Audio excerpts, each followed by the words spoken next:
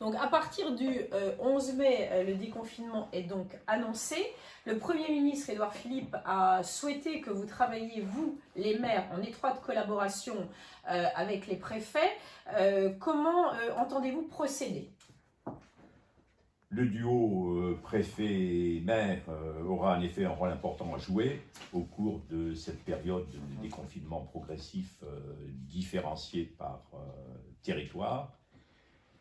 Je voudrais cependant dire à tous ceux qui s'imagineraient que le maire disposera de tous les pouvoirs pour adapter les directives et les instructions nationales donc au niveau local, que la marge de manœuvre du maire est en fait beaucoup plus encadrée. Elle est encadrée par le Conseil constitutionnel, par le Conseil d'État, par la CNIL, donc en ce qui concerne la sécurité informatique, les autorités sanitaires et le préfet, sans parler bien évidemment des contraintes que nous connaîtrons en ce qui concerne la situation budgétaire qui sera certainement, de notre commune, qui sera certainement très tendue.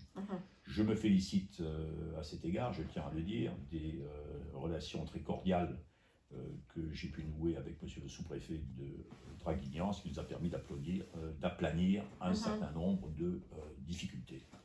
En dépit de toutes ces contraintes, nous nous efforcerons de rendre cette période de déconfinement la plus normale et la moins anxiogène possible, compte tenu, encore une fois, des circonstances.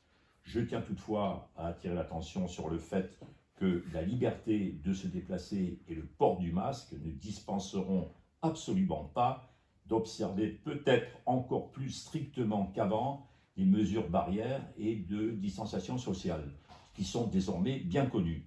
C'est la condition nécessaire pour éviter, compte tenu d'une fréquentation accrue, une deuxième vague de contamination qui serait catastrophique. Donc d'autant plus que, comme vous le savez, nous sommes passés donc en zone verte et que ça va susciter des flux de fréquentation accrus nécessairement. Oui, flux de fréquentation dû aussi à la saison, puisque l'été approche. Et bien évidemment, nous entrons dans la saison et il y a une aspiration quand même pour toutes les personnes qui ont été confinées de pouvoir se déplacer et de pouvoir retrouver une vie un petit peu plus normale. Alors pendant cette période de confinement, vous avez étroitement travaillé avec l'équipe municipale, essentiellement sur 3 axes. Est-ce que vous pouvez nous les présenter, Jean-Pierre ? Tout à fait. Le premier, c'est d'assurer la sécurité sanitaire de nos concitoyens, qui reste, je le répète, la première de mes priorités. Le deuxième axe, c'est maintenir la continuité la plus large possible du service public en fonction de nos contraintes budgétaires. Et le troisième axe, c'est assurer la relance de l'activité et la survie de nos acteurs économiques qui sont déjà gravement atteints par la période de confinement. Les grandes lignes ainsi que des mesures plus détaillées de ces plans d'action seront données prochainement, très prochainement d'ailleurs, dans un communiqué. Elles concernent la réouverture scolaire pour la petite enfance, l'école élémentaire, le périscolaire et le centre aéré.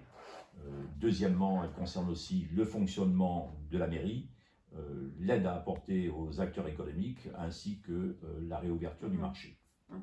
Le fameux marché de Saint-Tropez. Tout à fait. Une question peut-être, Jean-Pierre, sur les écoles.